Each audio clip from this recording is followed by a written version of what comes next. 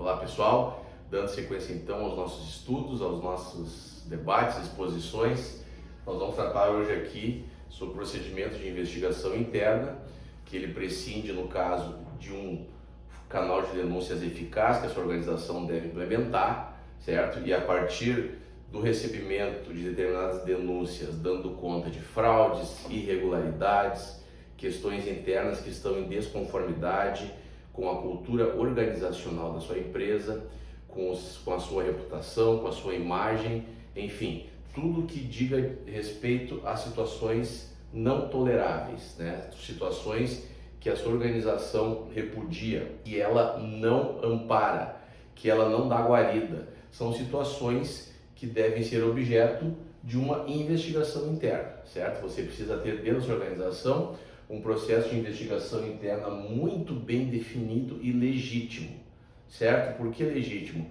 Porque esse processo ele não pode ferir normas de ordem pública, certo? Podemos citar aqui, por exemplo, o princípio da ampla defesa do contraditório, né? Podemos citar aqui também a importância de manter a pessoa do denunciante em sigilo, como nós já tratamos anteriormente, para que você tenha um processo idôneo, um processo eficaz e um processo que possua uma boa reputação, certo? E que ele atinja a finalidade para a qual ele se destina. Esse processo pode se dar através de análise de documentos, imagens, entrevistas, enfim, processos investigatórios que se procedam em conformidade com a legislação.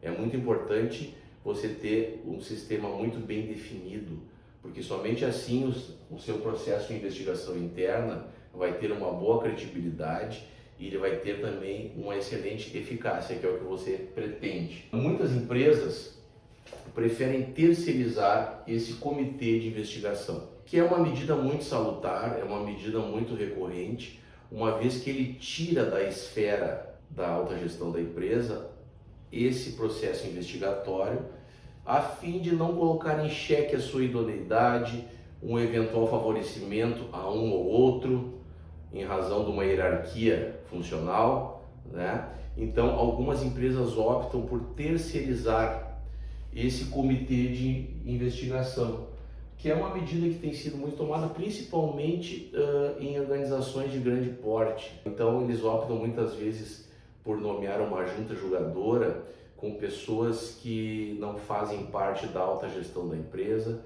ou talvez que não tenham assim um poder diretivo mais contundente, justamente para que a decisão, a conclusão desse processo não venha aparecer alguma atitude arbitrária, alguma atitude que venha favorecer alguém ou então desmerecer alguém ou prejudicar um ou outro.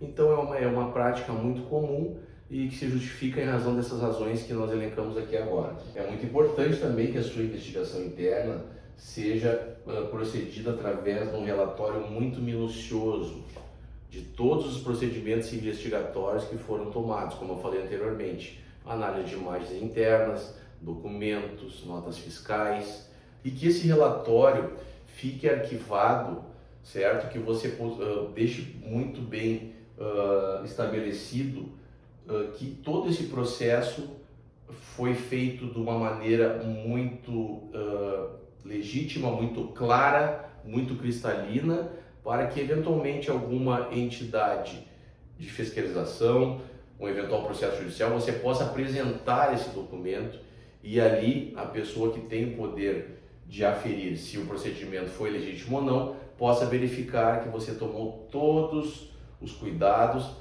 para que o seu processo de investigação não venha ferir uma norma de ordem pública, não venha aferir o direito da personalidade de alguma das pessoas envolvidas, não venha, porventura, aferir o direito à sua imagem, à sua boa reputação. Além disso, é muito importante, é fundamental que quando a irregularidade, a fraude, a conduta danosa se verifique, que a sua penalidade administrativa seja prontamente aplicada. E por que nós destacamos isso? Porque todos nós sabemos que muitas vezes tolerar alguma situação irregular pode se constituir no conhecido perdão tácito, certo? Que é um instituto que os nossos tribunais, principalmente os tribunais trabalhistas, o caracterizam como o poder de aplicar a sanção devida, a perda desse poder. Se você não adverte prontamente, não aplica a penalidade administrativa no exato momento que você comprova a fraude e a irregularidade, você estará tolerando uma conduta irregular e essa tolerância poderá tirar de você, num futuro breve, o poder de aplicar uma penalidade mais grave, seja ela suspensão ou até mesmo uma demissão por justa causa ou sem justa causa. Então, nós destacamos aqui a importância de que, ao ser comprovada uma irregularidade, uma fraude, prontamente você chame as pessoas envolvidas e lhe dê a advertência, a penalidade administrativa de forma proporcional e imediata. Nós temos muitos casos de decisões dos tribunais de trabalho em que o perdão tácito acaba por descaracterizar uma eventual demissão por justa causa, por descaracterizar uma eventual suspensão, porque isso aí interfere na remuneração do colaborador, né? Então é muito importante que você tome esses cuidados, que você não só averigue a irregularidade, que você só não averigue a fraude, mas que também, ao estar ela comprovada, que você tome as condutas cabíveis prontamente, certo? Isso nós destacamos aqui porque realmente é muito importante. E como nós dissemos anteriormente, esse processo investigatório interno, ele pode servir para você embasar uma defesa no processo judicial, uma defesa trabalhista. Nós temos conhecimento de muitas decisões em que, ao prolatar a sentença ou ao proferir o acórdão, no relatório consta que a empresa possui um sistema de investigação interna eficaz, legítimo, que, com base nele, aplicou as penalidades devidas, tomou as providências cabíveis de forma pontual, imediata e proporcional. Ou seja, podemos destacar então a importância de você ter esse procedimento de investigação interna muito bem definido, porque ele pode lhe auxiliar, além de lhe auxiliar na tomada de decisões, ele pode ajudar a embasar uma defesa trabalhista, uma defesa no processo judicial, ao passo que, se você não tem isso muito bem definido, você estará correndo o risco de que a sua decisão, a sua penalidade, seja revertida por uma ordem judicial, que você possa, porventura, ter que vir a reintegrar algum colaborador que efetivamente não estava agindo em conformidade com os ditames que a empresa prega, né? Então, nós destacamos essa questão também. Além disso, nós podemos destacar que algumas situações demandam a formalização de um boletim de ocorrência por parte da empresa. Porém, esse documento por si só, ele não pode servir para embasar uma demissão por justa causa, né? O simples fato de elaborar um boletim de ocorrência não pode embasar essa decisão, uma vez que ele é um ato unilateral, em que pode o denunciante colocar a sua versão, mas que aquela versão não foi submetida ao crivo do contraditório, aquela pessoa denunciada não lhe foi oportunizada a apresentação de uma defesa, né? Então, muitas vezes as pessoas têm essa ideia, as organizações, houve uma suspeita de um furto, de um desvio de valores, de um desvio de mercadorias, do patrimônio da empresa, se faz um boletim de ocorrência, se pega os suspeitos e se demite por justa causa. Então, eu preciso tomar muito cuidado com esse procedimento, né? Porque o boletim de ocorrência por si só, ele não embasa.